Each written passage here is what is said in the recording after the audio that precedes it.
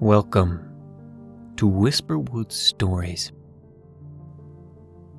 Today, we read 4 stories from r/short scary stories. Let's begin.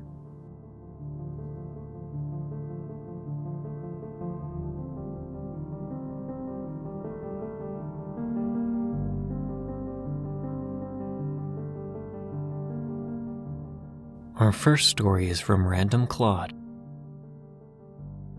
Cal remembers. I don't remember the day that I died. I don't remember anything leading up to that. I just remember waking up as a ghost in the middle of a street, not knowing who I was, with a reaper standing next to me. Not the reaper, a reaper. She explained that there's a whole workforce of them, then asked me my name. I didn't remember my name, or how old I was, how I died, whether I was a good person. I had no ID, and my body was nowhere to be found. I could have died days ago and been here, comatose. The Reaper lady said that she couldn't take me anywhere without knowing who I was, and left me to find out for myself. The block I was on looked vaguely familiar, but none of the houses looked like my home, so I kept going. I decided to look for my name at a nearby cemetery. Maybe one of the newer graves would be mine. There were other ghosts, but none seemed to recognize me. I guess I wasn't a person who frequented cemeteries. That was where I met Cal. He was the only ghost there to introduce himself. I was immediately put off by the massive red scarring that covered half of his barely transparent face. He noticed and explained that every dead person has a scar from how they died. A glance at those around us confirmed this. Then he asked me if I cared to share how I died. I said that that was what I needed to find out, and he stopped me in my tracks. Cal explained that he was born with an eye-ticked memory and kept it into his afterlife. He told me how he remembers being a baby and saying his own first words. Every minute of every day of elementary, middle, and the first half of high school. Every conversation he'd ever had. Everyone he'd ever met. But he especially vividly remembers the day he died. Riding his bike down this very block and not seeing the truck coming. Blaring horn, the driver scream. Not having time to scream himself. The sensation of half of his skull being crushed. The smell and taste of his own blood. Blacking out and waking up as a ghost just like I did, albeit far quicker. He also remembers everything that followed. The sight of his crushed bike and equally crushed body. Blood-soaked clothes, exposed bones, people gathered around praying, crying, calling 911, and every ounce of pain that lingered for days. He recalled the Reaper he met, who let him stay on Earth by choice, and comforted him during his own funeral. Cal told me I was lucky. That every day he wishes he was able to forget. He said that whoever I was before didn't matter, and that he was here for me now. I appreciated that. Even more so when I saw my reflection in a puddle and realized that my scar was just like Cal's.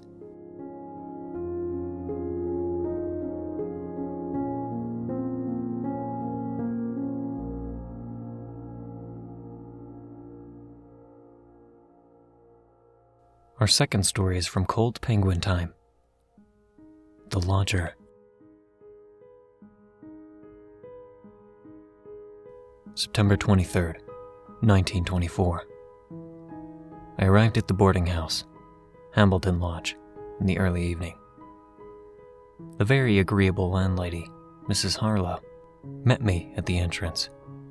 She asked me to sign in the ledger, and I at once complied. noticing only a couple of names had signed in before me that day. I informed her that, due to my unforeseen travel delay, I would likely need to stay another night. Her warm features suddenly grew cold. An inviting demeanor immediately became distant. "You can't, sir. We haven't the room." Finding peace and security, and a desperate need of a roof for the night, I offered her double, knowing full well that the Hambleton Lodge needed the money. She begrudgingly accepted my offer. "You'll be up there tomorrow night, sir." She nodded towards the next flight of stairs, which ended in a doorway to the attic. "I'll make sure it's ready." Before she turned the corner, she stole a worried glance at me and took her leave. September 24th, 1924. I concluded my business in the late afternoon and retired back to my attic lodging as quickly as was socially acceptable. Exhaustion having crept its way through my body all day. I had not had a restful night's sleep. First, it was the scratching noise, a hollow scraping of wood being lightly but repeatedly made in the ceiling above my bed. Though unnerving at first, as the fog of sleep cleared, I concluded that it must be mice. Having drifted off, I awoke again suddenly to the heavy sound of footsteps above me. Pacing above me with purpose, I could not get to sleep. It must have been Mrs. Harlow, I thought. But it was an uncommon time to be doing housework. Whatever her reason for her late-night meandering, my room was in good condition. An open space with few pieces of furniture, including a large, locked wardrobe, writing desk, and a comfortable bed that now beckons me. October 10th, 1924. I write from the safety of distance. I woke that night to the sound of footsteps. I sat up in my bed, met by nothing but darkness. The footsteps continued, coming from just beyond my vision in the hollow darkness beyond the end of the bed. "Hello?" The footsteps stopped. Effeminate laughter creeped through the dark, followed by a whispered challenge. "You can find me." My nerves having taken more than they could bear, I rushed to gather my belongings and get out of there. As I scooped everything into my arms and headed towards the door, I saw it in my peripheral. The wardrobe door was now opened ajar. An inhumanly broad smile and manic, glassy eyes shone in the dark of the wardrobe. It giggled. "You did it." I stared, transfixed with horror. "My turn." Its damp, skeletally pale arm appeared from the depths of the wardrobe. The wardrobe door creaked slowly open, its face glowing with glee. I ran. The creature's screams wake me still.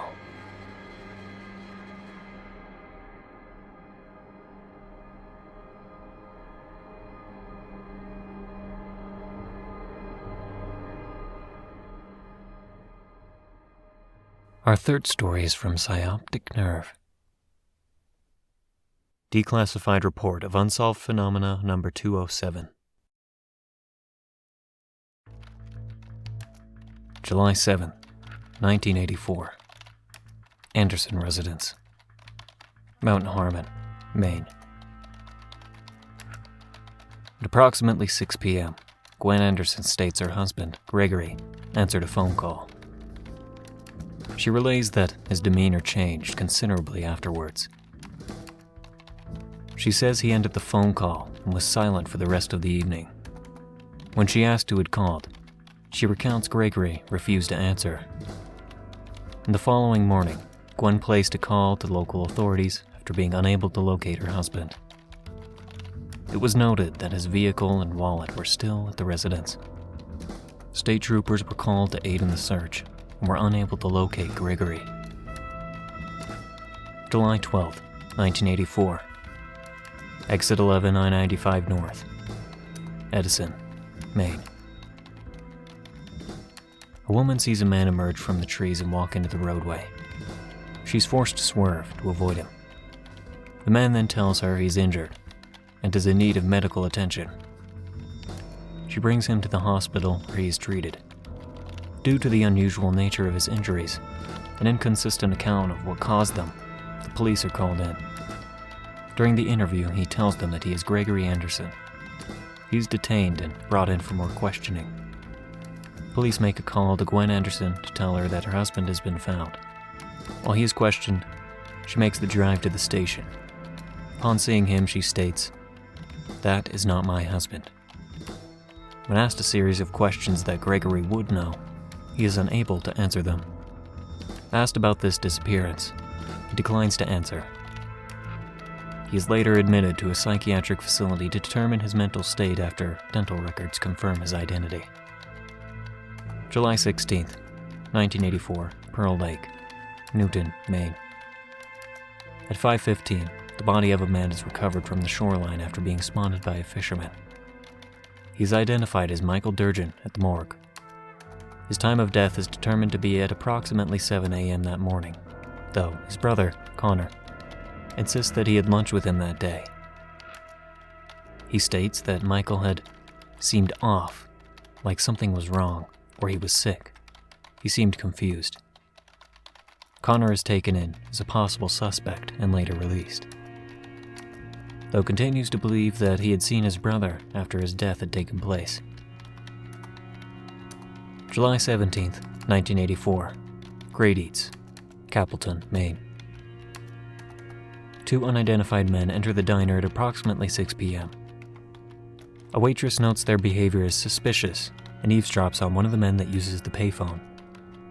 He asks the operator to connect him to an address in Mount Harmon, Maine. She states that during the call, he spoke in a language she did not recognize. The owner then tells the men to leave if they are not ordering food. They are cordial and explain that they are lost and needed directions. When asked their destination, they reply Newton, Maine. July 18th, 1984, Edinsport, Maine. Newton, Maine. Gregory Anderson disappears from the psychiatric ward. Michael Durgin's body disappears from the morgue.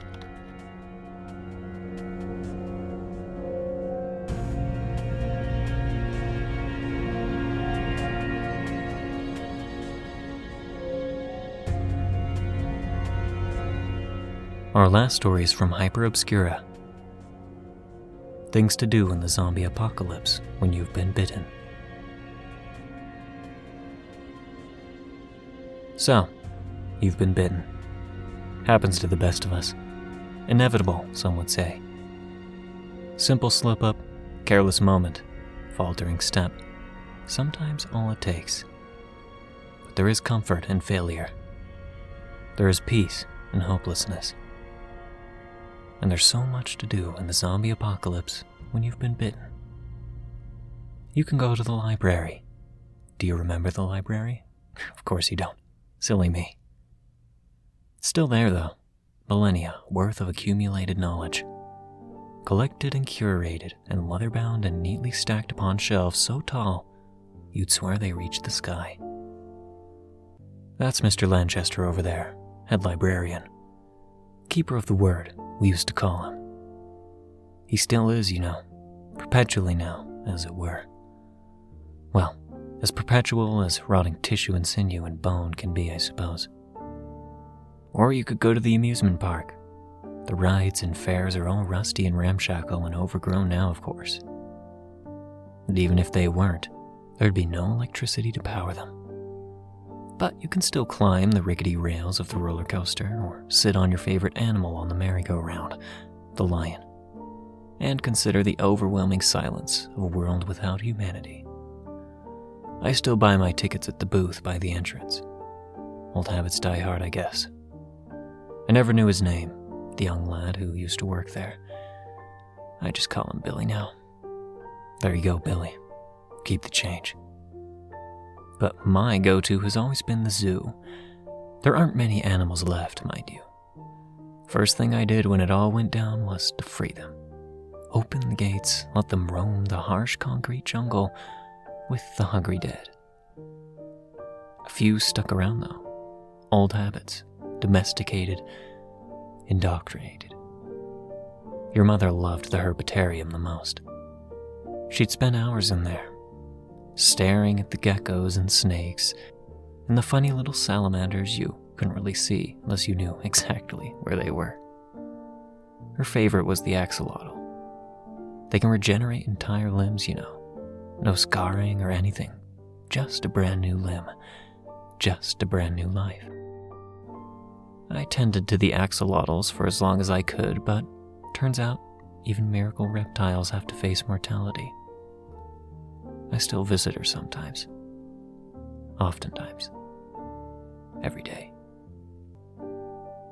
And I think she'd know the difference between a hungry cry and a death rattle. Know what to do? Know how to nurture and care for a baby, care for you, in a grim world so utterly hell-bent on murdering us one by one. And in the end, who could have known? Who could have known that those wee little baby chompers of yours were sharp enough to penetrate skin? So, I've been bitten. Happens to the best of us. Inevitable, some would say. But it's like your mother whispered to me just before she passed on. There's so much to do in the zombie apocalypse when you've been bitten. Well, the zoo it is then.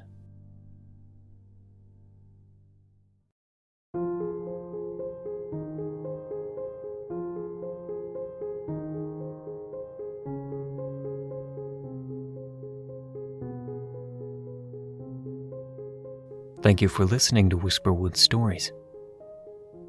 If you enjoyed, don't forget to comment, like, and subscribe down below.